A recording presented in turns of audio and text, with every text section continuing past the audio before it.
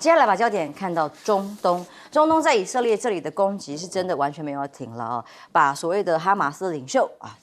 爆炸杀死了之后，以为战争有机会停吗？至少拜登是这天真的以为，但显然是没有的。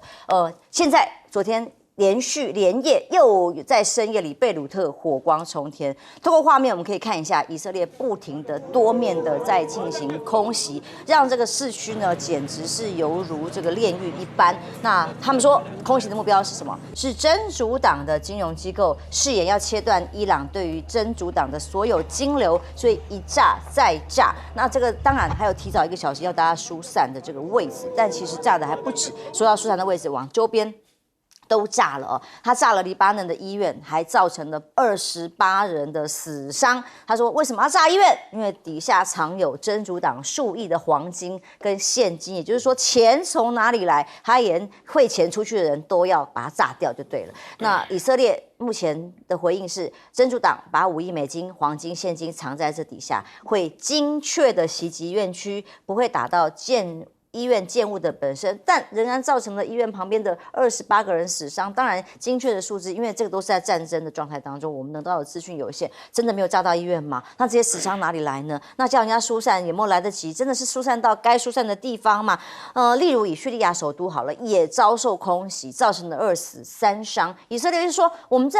又是击毙真主党的汇款部门负责人啊，首都大马士革有一辆汽车当天被以色列空袭啊，造成人家死亡啊，那都是我们本来就应该的。叙利亚军方所公布这些人，难道就通通都是哈马斯或者是伊朗所提供的金流要断得了吗？那显然以军的发言人就是不断的强调，行动中击杀了真主党汇款部门的负责人，成果很斐然。而以军称，黎巴嫩的真主党向以色列也发射了60枚的炮弹哦。那这60枚呢，看来是没有造成什么伤害。总之，怎么样才肯停？对于以色列来说，美方一直在想办法，想要在大选前，是不是有可能要以色列不要再杀戮到这么多，让世界上的人实在是看不下去了？那美国国防部长奥斯汀说，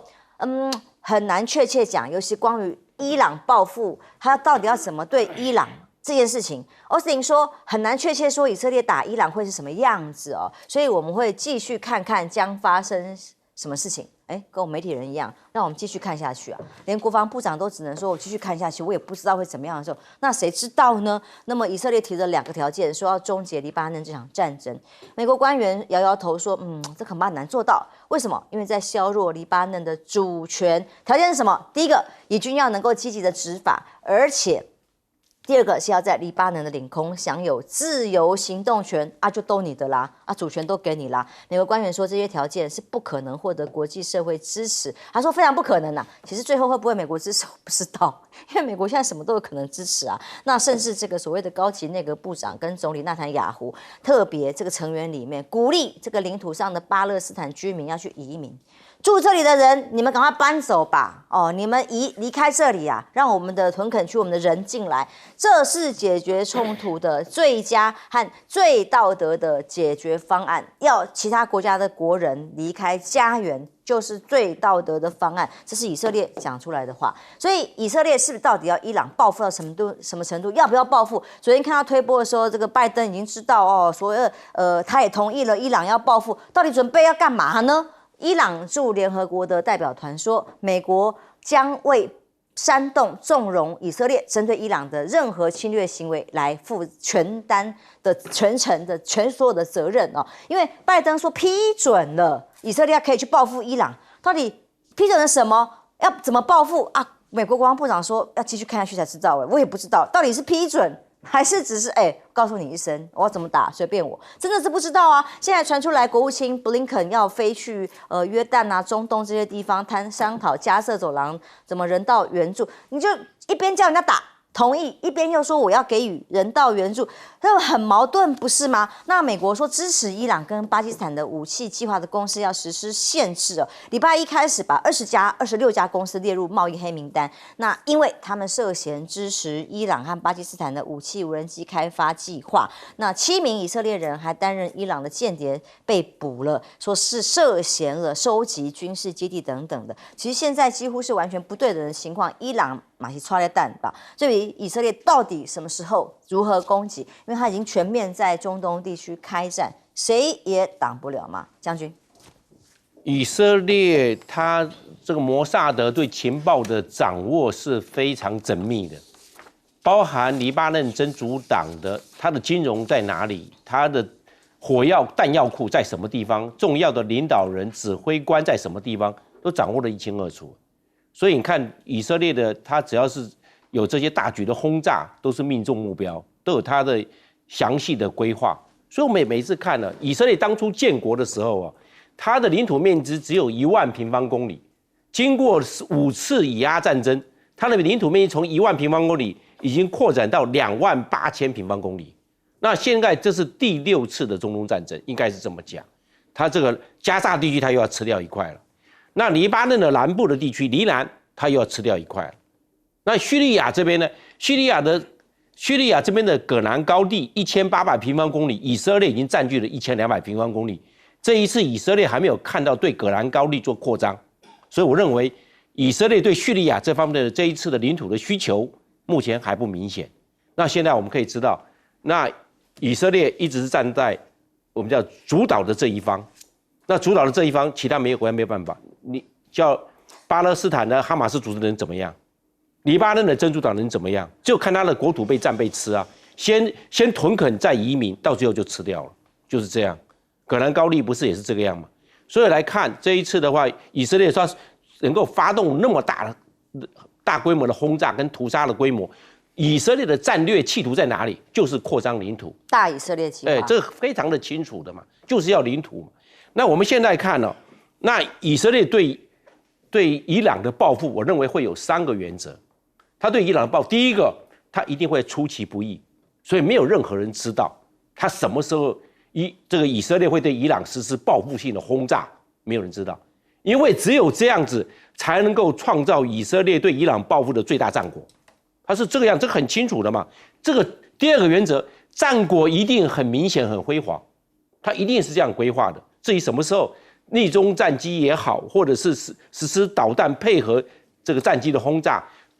对伊朗的机场还是重要的油库、弹药库、后勤设施，甚至港口做轰炸，它一定都有选项。它按照这个目标的优序、战略价值的高低、有生战力的多寡，它会列一个清单。重要的还是做轰炸，因为越炸重要的军事目标 ，CP 值越高，本效比更大，它一定会这么做嘛。我认为这是第2个原则。所以他这一次的所报复性的战果，对以色列、对伊朗的报复战果会辉煌。第3个一定会发挥震慑的作用。你看看以色列打这个哈马斯组织或者打黎巴嫩真主党，都这个我们叫死伤整剂，达到一个战略的克阻。你看看打到他们到现在，黎巴嫩的真主党几乎没有招架之力。那伊朗不一样，伊朗的国土面积大，人口多，8800多万的人口，伊朗的底气足，跟以色列又没有边境上的相隔，所以以色列对伊朗没有办法有领土的需求，因为隔太远了，中间隔了约旦，又隔了一个伊拉克，又隔了一个波斯湾，没有办法第二。但是为了发挥震慑的作用，以色列对伊朗的这些大举的报复，我认为是时间的关系。那至于在什么时候呢？我认为一定是在美国总统大选之前。美国总统大选在即嘛，最好在11月5号。我们看看那个时间序啊，它会不会换到11月5号之后？我认为不会，所以就迫在眉睫了。因为现在到11月5号不到半个月，那不到半个月，换句话说，这种风声鹤唳，那风声鹤唳，这个伊朗，他会要看以色列对伊朗多大的报复，伊朗会不会再实行报复战？我认为不要完全排除因为这样的话会你来我往，这样的中东战事啊，就变成暂时没办法停歇，都会有所延续了。所以我要认为在这一方面呢，中东还是不平静。但老师，你相信拜登是都掌握，他还可以是面子问题吗？说我批准了以色列可以去报复伊朗，那到底批准了什么？知道了什么？我们要问的就是他至少规定以色列不能够炸伊朗的核设施，这有规定。第2个就是对于石油生产设施也不能炸，所以民生设施都不能炸，也就是说只能够等比例的对等的原则，那也就是只能攻击伊朗的军用的设施。那上次伊朗对于以色列打击的是以色列的机场嘛，还有摩萨德的情报组织。那摩萨德的总部的那个建筑物没有打到，是打到它外面的一些广场。现在的情况，如果说拜登真的批准的话，那以色列也只能够炸伊朗的这个军用的机场，而且也只能炸2座，因为伊朗只炸2座嘛，所以以色列也只能炸它2座。真的相信他有这么规矩吗？谁不知道耶？谁知道？美国也没把握啊，所以美国的国防部长也不知道啊。他只能说我们继续看下去。我们继续看下去，这句话好熟。深出入，对，深出入的，让我们继续看下去。好，但是问题是在于，伊朗已经有讲得很明白，你用任何形式的攻击我，我势必会再反击。然后伊朗的态度是说，我的反击不一定会立即的，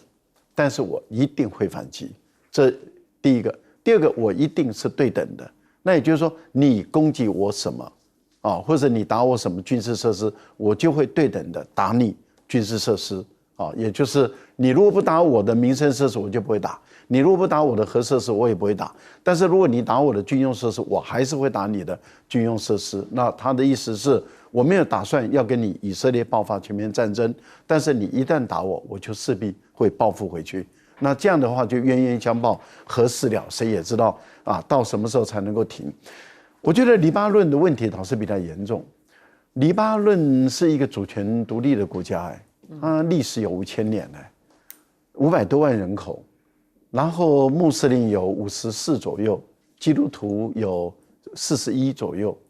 然后他们是3驾马车啊，基督徒、天主教当总统，然后逊尼派的。所以你看，他的穆斯林里面有什叶派跟逊尼派，逊尼派的当总理，什叶派的当议长，分为这样的一个3驾马车来共治这个国家。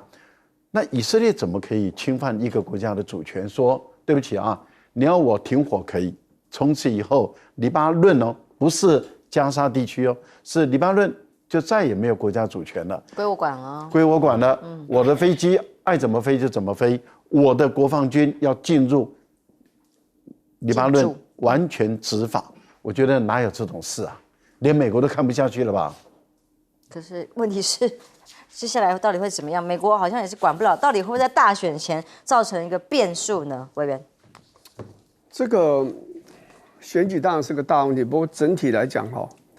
历史上没有一个小国家可以控制一个大国，控制到这样一个程度了。这是美国这个民主政治制病了，而且病的真的是不轻。你知道现在到目前为止，黎巴嫩我们先讲加沙走廊，已经死了43362人，巴勒斯坦人死了这么多。你说是因为哈马斯先动手杀你以色列人，杀了大概1200个人，而且他说其实也不到1200个。你这样去算出来，大概37倍、38倍你杀死的人跟你自己所被杀的人相差大概37倍左右这个超过比例原则太多了吧？而这里面1半以上，超过1半的是妇孺的小孩，而且攻击炸那些大楼的那个炸弹，几乎包括155的那个榴弹炮，全部是美国提供的。那个叫做 BLU 这个109，这个109，这个是这个大概950公斤的这个炸弹。全部2000磅都是美国提供的，你怎么可以这样做呢？杀小孩、杀妇人，那个小孩有时候全家人死的尸体用白布包的，这样摊在前面，有的婴儿才不几个月就被你杀死了。美国不要给我讲什么道德，最虚伪而且无能在这里看得出来。这个拜登的选情为什么很差？很重要一个原因嘛，你像阿拉伯裔的人、信回教的这些人，不管他是东南亚去的还是中东去的，这些人不会投票给你 Harris 嘛，不会投给贺锦丽嘛。黎巴嫩的情况也是这样，到2024年的10月4号为止，已经有2000多名的黎巴嫩人被杀，其中妇孺跟小孩加起来就387，将近400个人。所以这个没有道理，就这种被人间的炼狱。人间最惨的这种事情，什么时候才能停止嘛？你美国一句话就会停止，我会告诉你，但是他就不愿意做，为什么？因为整个2大党民主党、共和党都完全被犹太人给绑架了嘛。川普也是啊，完全干得好，完全。你看下一届如果贺锦丽如果当选，下一届的国防部长，国务卿还是国防部长 Jordan， 那个是犹太人。现在的美国的国务卿也是犹太人。所以这个犹太人没有罪了，但是你美国人要去控制以色列纳坦雅夫那个杀手，这个世界级的杀手，你要管住他嘛？你这样子屠杀人民，我们看不下去嘛？全世界没有人可以看得下去嘛？对不对？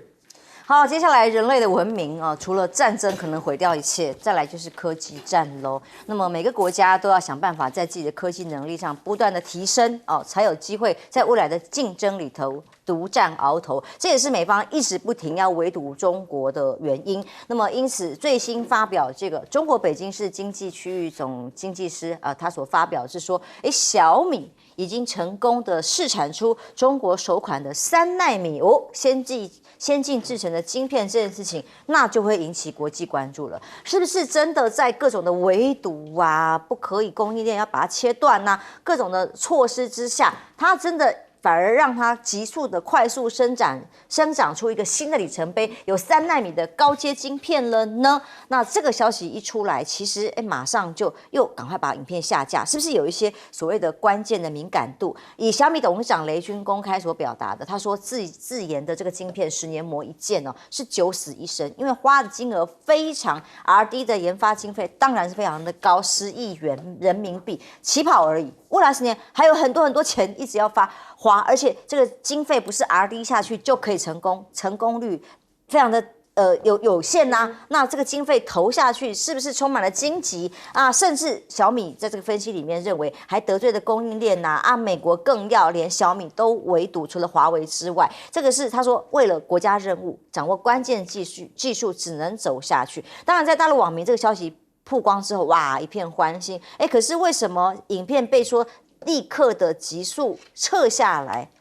没有在网络上可以再被搜寻了呢？是不是跟小米可能担心成为美国下一波制裁有关？因为毕竟它现在还没有完全量产，只是在试研发的试产的阶段。所以如果真的3奈米晶片已经研发出来，但还没有办法快速大规模生产，美国要决定对它施加跟华为一样的贸易制裁的话，可能会产生它对于经济量产规模的可能的打击跟冲击，是不是才是关键原因呢？还有在印度跟中国普京的关系哦，看到这个金砖画面上3个人手牵手骂起，感情很好的画面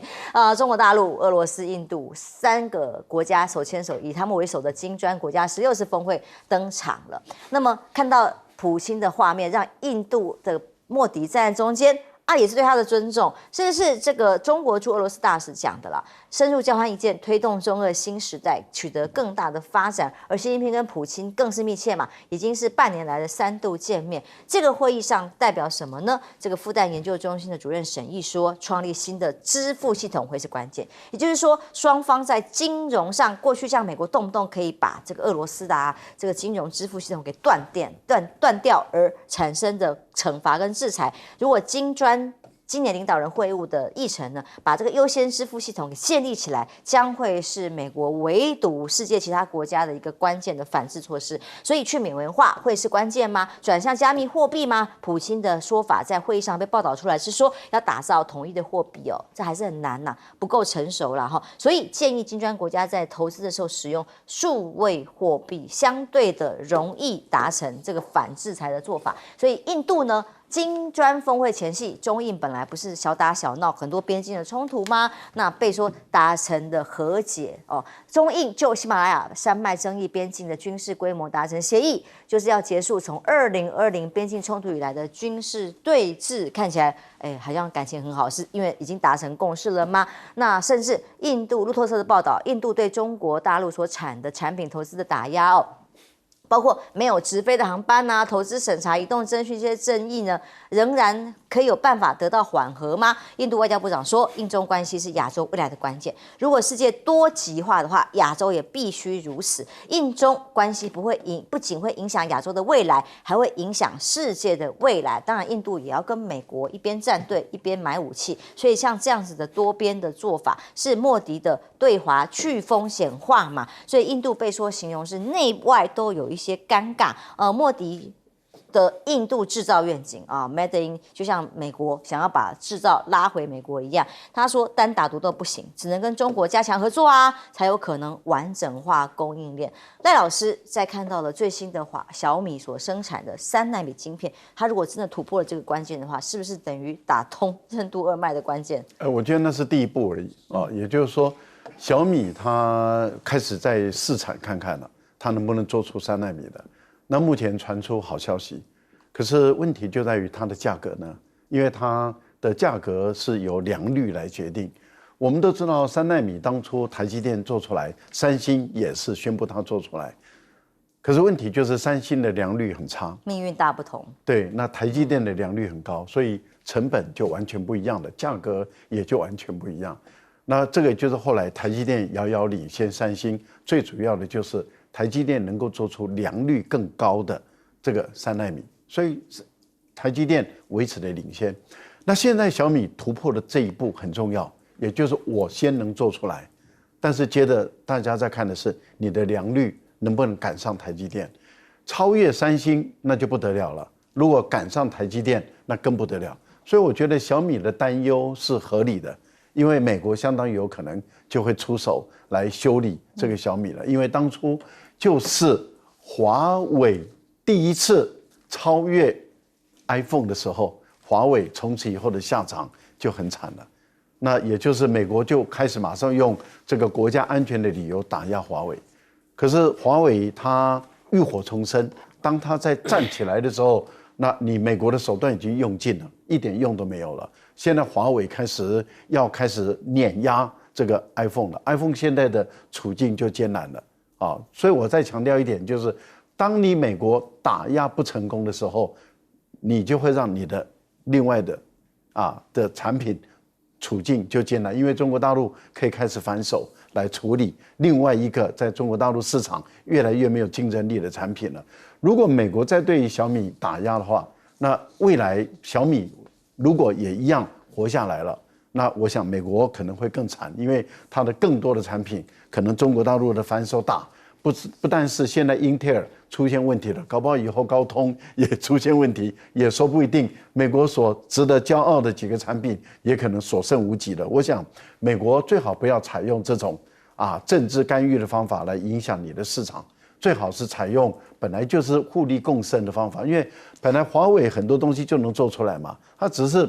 认为没有必要。但是当你把我打压的时候，我只好自己做了，不然怎么会有鸿蒙？怎么会有自己的这种高先进的产品出来？我觉得印度的问题是这样子，印度反复无常，所以我个人认为大陆对印度会保持比较高的警惕心所以大陆他认为说他必须要改善跟中国的关系，缓和跟中国的紧张关系，所以边界线上的脱离接触线的这个协议确实已经通过了，但是问题就在于执不执行，如何执行。印度变来变去，坦白说已经失去大陆的信任。协议签了，接着就是看你有什么时候再违反协议嘛。那如果一直遵守协议，那这样的话，中印的关系会慢慢改善。可是你印度哪一天又翻脸了，那中国大陆也不会客气。我觉得这个就是跟印度交手要特别留意，这个国家变来变去，反复无常，而且言而无信。我觉得这个是最大的一个罩门啊。金砖目前的金砖货币没有，但是金砖已经努力的要去美元化。我觉得他们目前所推的这个新的机制，我简单的跟各位报告，它没有实体的货币，它是由央行来做担保，然后采用的是数位化的货币。那这个数位化货币，我举个例子来讲，假设我今天跟你买手机，那我付的是假设我是大陆人，我付的是人民币，然后你手机交给我，那你收到的人民币就有一个数位化的货币在里面。结果呢，你卖车子给我，我跟你买，然后呢，我付给你的不是你，假设你今天跟我买车子，你付给我的是假设是卢布，那我们之间在那边就拆账了。最后你拿到的是卢布，我拿到的是人民币。那也就是说，由银行、由中央银行、由央行本身来做拆账的这样的一种换算方式，我觉得这是目前来讲他们在没有金砖货币前的一种本币交易的一种方式，这个可以降低他们对美元的需求跟美元的依赖。过去以美元说了算的世界，现在看起来面临了非常非常大的挑战。休息一下，马上回来。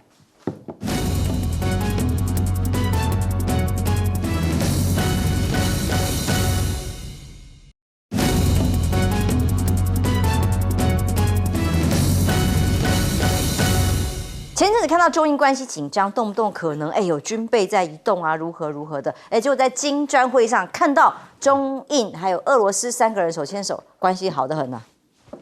欧元，我知道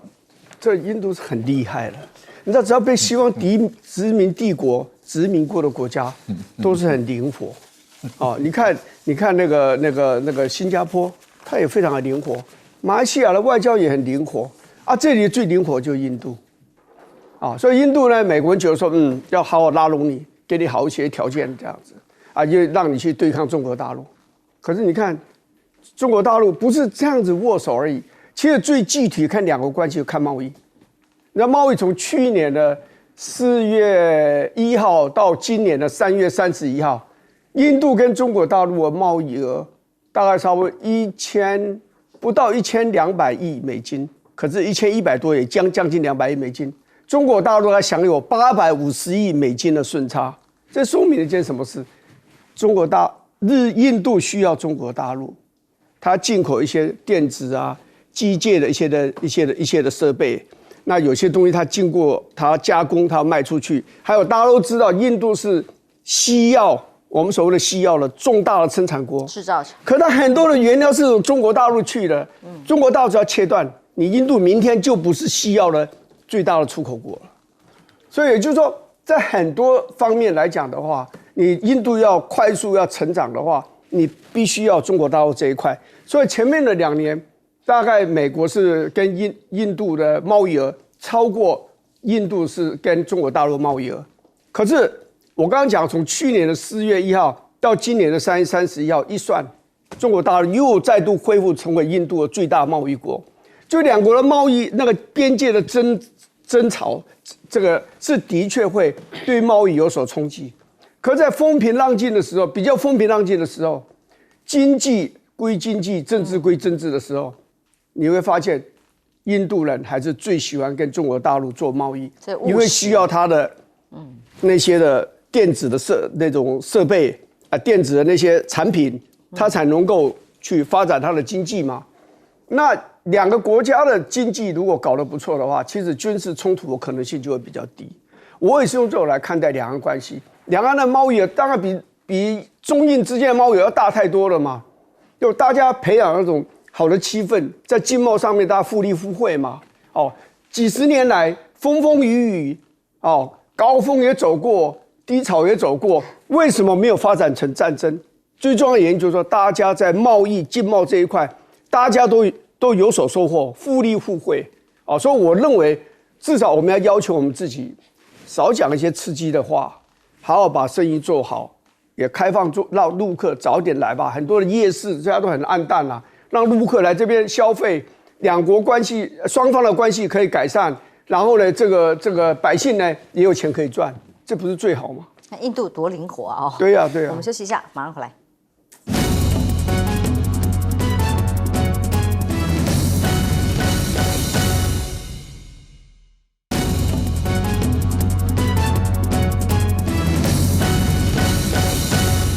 小米真的研发出3奈米的高阶晶片了吗？如果真的成功，可以大量量产，当然会影响整个中国大陆的科技生产。它这个3奈米是手机晶片，那手机晶片研发出来了，那你要不要去优化？你研发出来，将来要量产，要不要先优化一下？要完全优化完毕之后，还要就讲到的，别人3奈米的良率是如何，自己的3奈米的良率能够到哪个阶段？我认为这个要去考量，它不是说一做出来，万一有一点失策，哇，那不少钱的，那个砸下去是不少钱的，是多少亿啊？是这个样，所以它就要非常的谨慎。另外一个我们来看呢，就是去美元化，这个我们讲的 SWIFT 这个金砖的货币，将来我认为去美元化非常困难，因为从1973年石油以美元计价开始，大家都用美元来支付。你看现在所有的G7 7大工业国家，美国、加拿大、日本、德国、法国、意大利、英国都是美元支付啊，你还包含了澳大利亚，包含了韩国、东南亚，还有中东地区的这些产油国都是美元支付。所以美元支付啊，这个想要变成双元支付，跟美国并驾齐驱，我认为非常困难。因为经过50年的打底，你看大家现在自己的外汇存底美元，大家买美国国债买美元，那怎么还这个大把的美钞在手上，那就变成用习惯了，这个变成惯性，你惯性怎么样去改，蛮难的嘞。那现在这个金砖国家就算有这个加密货币也好，或者将来也推展出这个金砖货币，要慢慢取代，我认为这个时间非常漫长。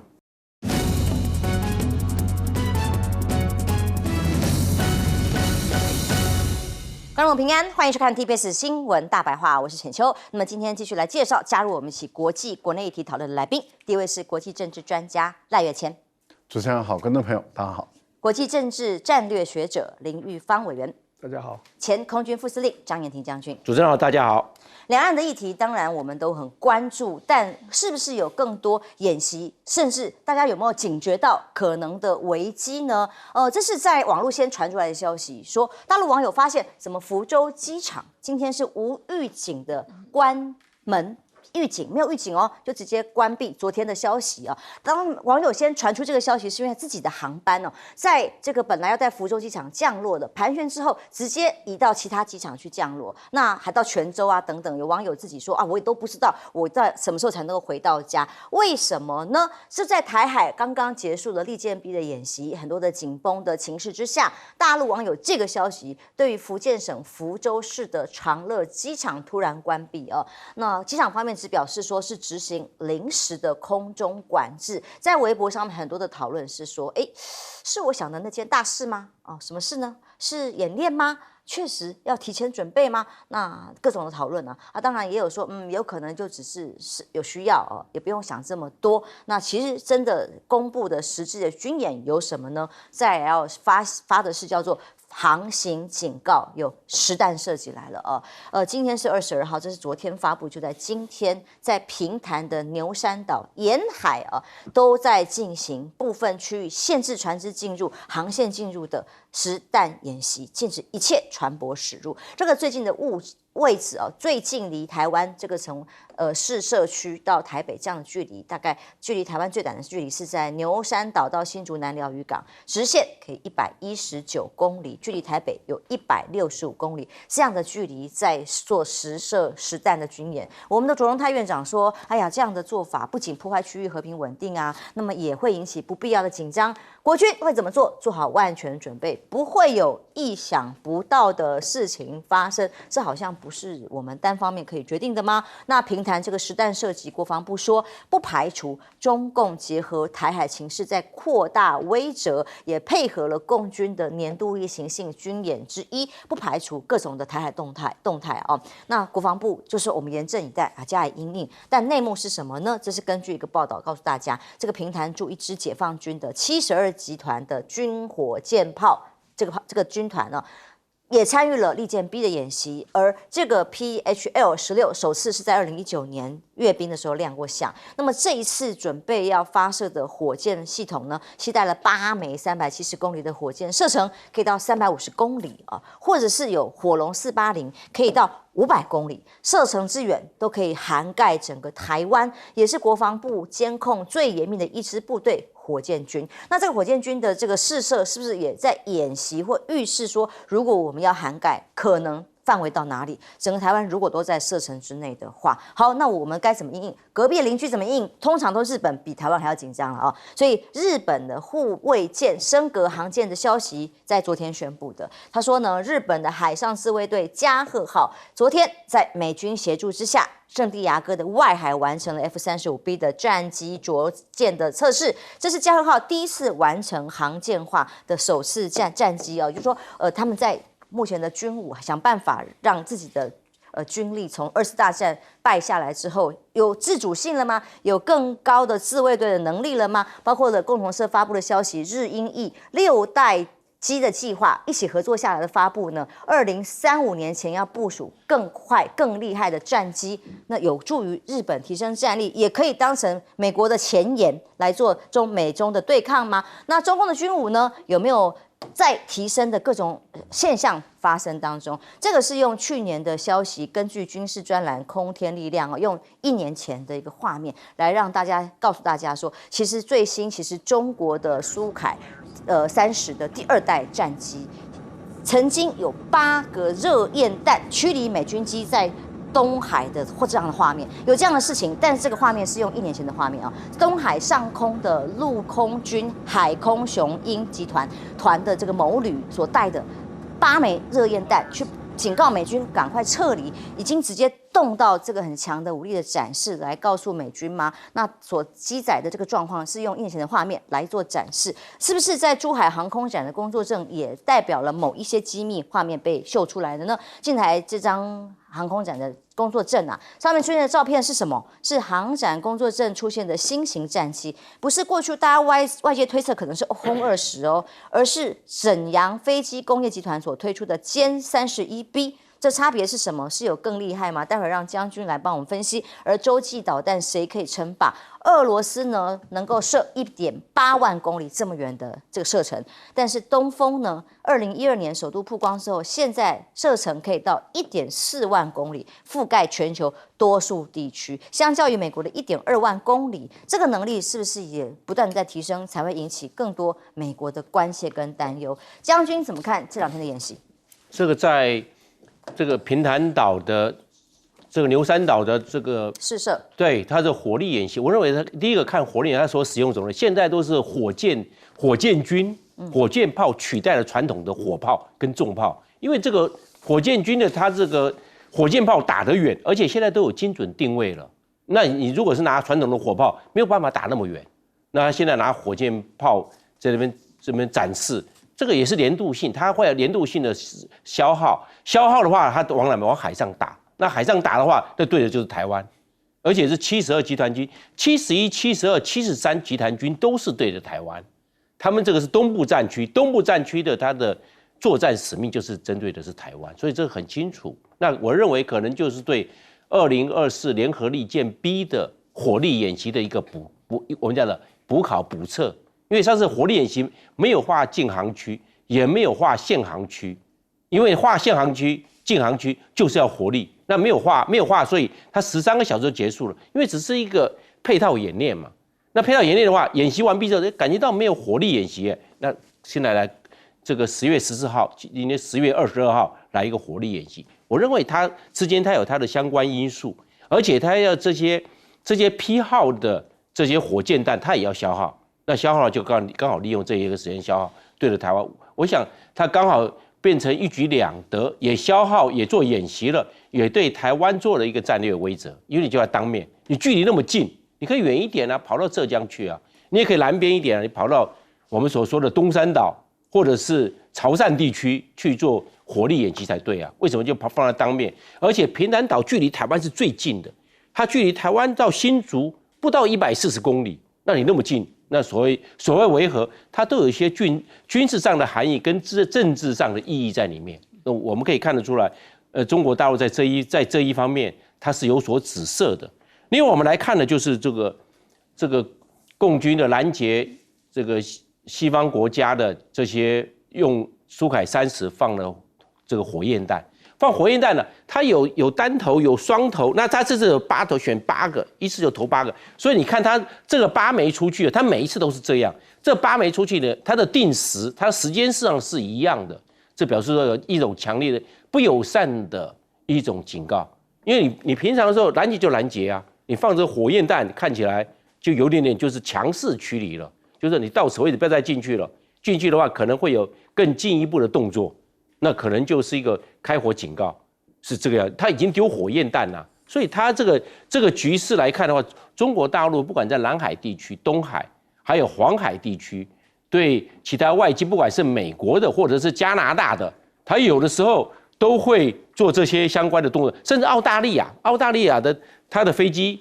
它的 P8，澳大利亚的这个反潜飞机，它也有到南海去。中国大陆对澳大利亚的飞机也是有做过同样的这方面的驱离的动作。换句话说，中国大陆在这一方面底气慢慢够了，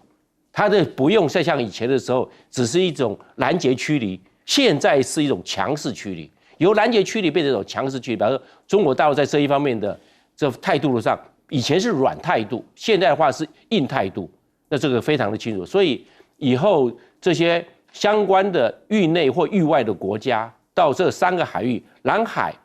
东海、黄海啊，只要有飞机的话，除了共机是逢舰必查之外，必跟必查之外，他也会做这些丢火焰弹的这个相关的动作，有的时候还会丢干扰丝，就是说的叫做铝箔条，也有这方面丢过。换句话说，中国在这一方面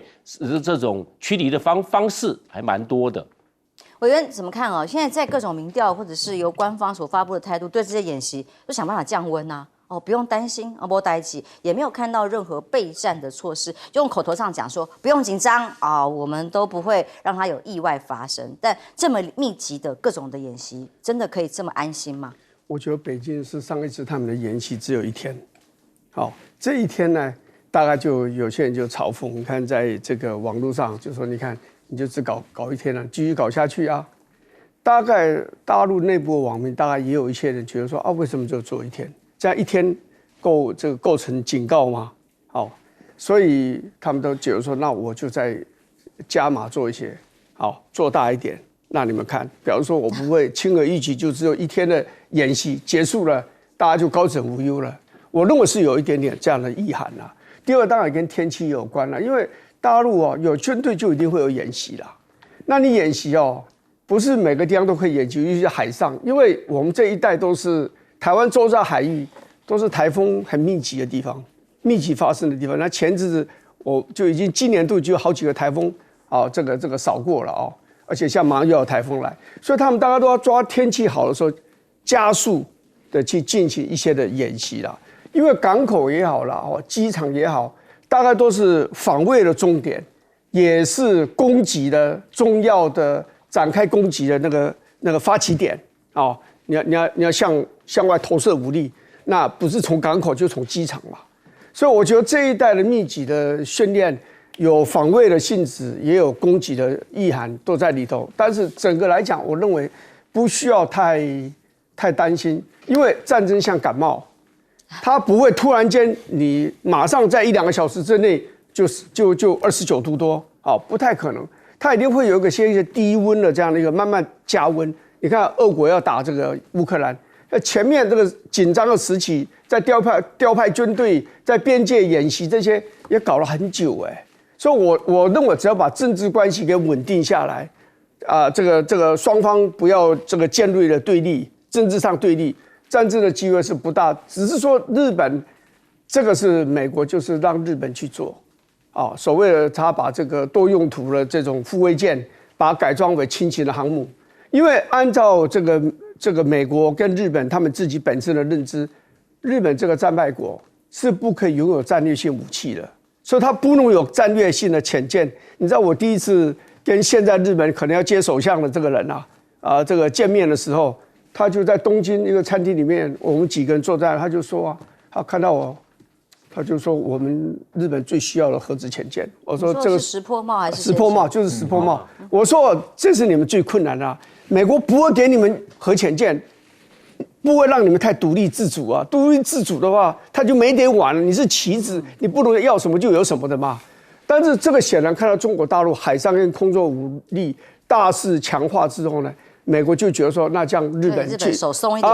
松一点，让你拥有那个轻型航母好了。然后现在反正 F-35B 就可以从甲板起降嘛，所以其实某种程度来讲是美国放松了他对控制日本的这个缰绳，让他有更大的这样一个范围。当然也就是某种程度的，就不要这样讲，某种就非常明显的军备竞赛是在日本跟中国大陆还有两岸之间在进行。那这个军备竞赛对美国来讲不是什么坏事，越紧张你们越需要依赖我，越紧张你要买我越多的武器但是这个是会增加这个战争的这种概率就是了。雷老师，中荣泰针对福建这一次在平潭做的实弹射击，他说这个破坏区域和平，引起不必要的紧张。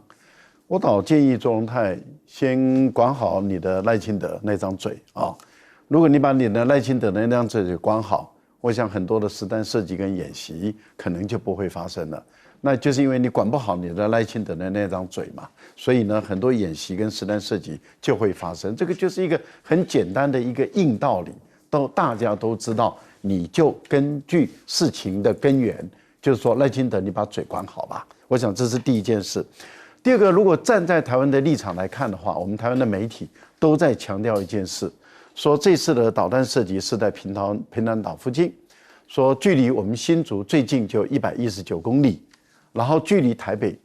也很近，就165公里，都在谈119公里跟165公里。